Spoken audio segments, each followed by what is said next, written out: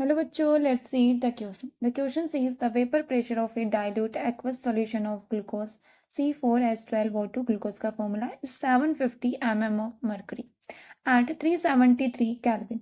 Calculate करना है first molality और सेकंड आपको मोल फ्रैक्शन सॉल्यूट के लिए हमें कैलकुलेट करना है। तो देखो सबसे पहले हम देख लेते हैं इसका की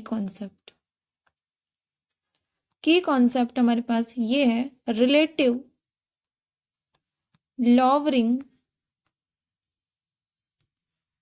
of vapor pressure, relative lowering of vapor pressure।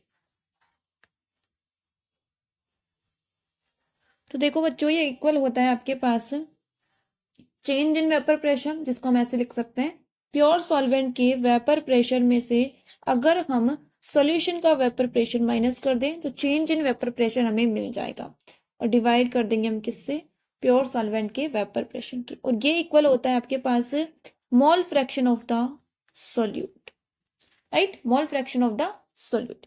यहाँ पे आपके पास सॉल्यूशन का वेपर प्रेशर गिवन है कितना 750 mm।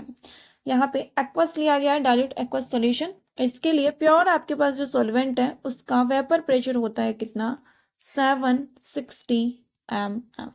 यहाँ से हम इसको डालकर ये वैल्यूज पुट करके मोल फ्रैक्शन ऑफ द सॉल्यूट हम निकाल लेंगे।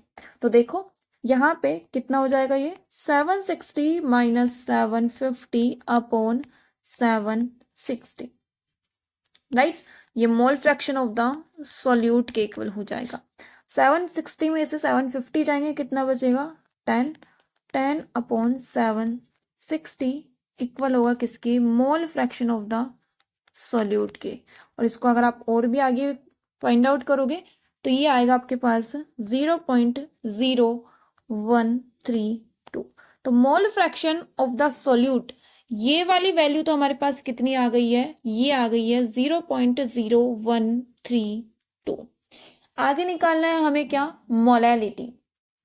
तो देखो बच्चों मोलैलिटी निकालने का फॉर्मूला क्या होता है, मोलैलिटी निकालने का फॉर्मूला इन टर्म्स ऑफ अगर हम बात करें मोल फ्रैक्शन के टर्म्स में तो ये इक्वल होता है मोल fraction of the solute, solute का मोल फ्रैक्शन मल्टीप्लाई करना है हमें 1000 से, और हमें क्या करना है 1 minus mole fraction of the solute, 1 minus mole fraction of the solute and multiply कर देना molar mass of the solvent.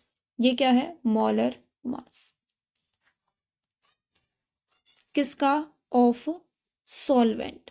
Solvent यहाँ पे एक्वस सॉल्यूशन है, मतलब कि वाटर है, और वाटर का मोलर मास कितना होता है 18 gram per mole. Mole fraction of the solute ये तो अभी हमने निकाला था, कितना आया था 0.0132।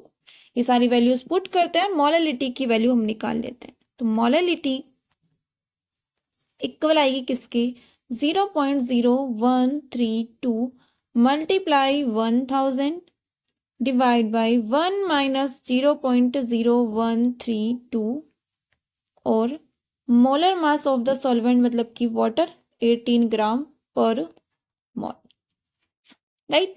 अब यहां से आप इसको कैलकुलेट करोगे 0.0132 मल्टीप्लाई 8000 अपॉन 1 माइनस 0.0132 आप करोगे तो ये आएगा 0.987 के मल्टीप्लाई 18 ग्राम पर मोल। ठीक है, इसको आगे और सॉल्व कर लेते हैं। जैसे ही आप ये 0. आपके पास कितना गिवन है 0.132 को आप मल्टीप्लाई करोगे 1000 से, कितने से मल्टीप्लाई करोगे 1000 से, तो ये आ जाएगा कितना 13.2 अपॉन, आप इसको भी मल्टीप्लाई कर लो 0.987 को आप मल्टीप्लाई कर लो 18 से, ये आ जाएगा कितना आपके पास 17.766, और यहाँ पे मोल आपके पास अपॉन में है तो ये कन्वर्ट हो जाएगा। इसको आप डिवाइड करके आप सॉल्व करोगे तो ये इक्वल आएगा आपके पास किसके 0.741 मोलल, ये आ जाएगी मोलैलिटी ऑफ द सॉल्यूशन। तो यहाँ पे मोल फ्रैक्शन तो कितना आ गया ये, और मोलैलिटी कितनी निकल के आ गई हमारे पास 0.741 मोलर। तो ये क्या हो गया हमारे पास, करेक्ट आंसर हो गया। Hope you understood it well, best of luck.